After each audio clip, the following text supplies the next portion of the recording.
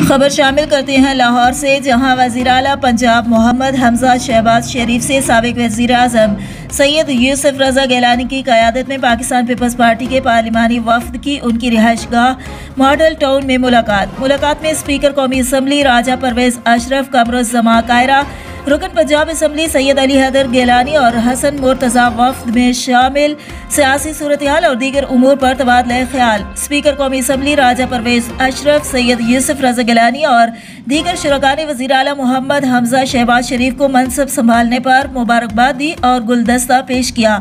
मुलाकात में मिलजुल कर चलने पर इत्तेफाक राय और काबीना की तश्कील और मुस्तकबिल की हिकमत अमली पर तबादला ख्याल किया गया। वज़ीर आला हमजा शहबाज शरीफ ने भरपूर तावन करने पर पीपल्स पार्टी की आला क़यादत का शुक्रिया अदा किया।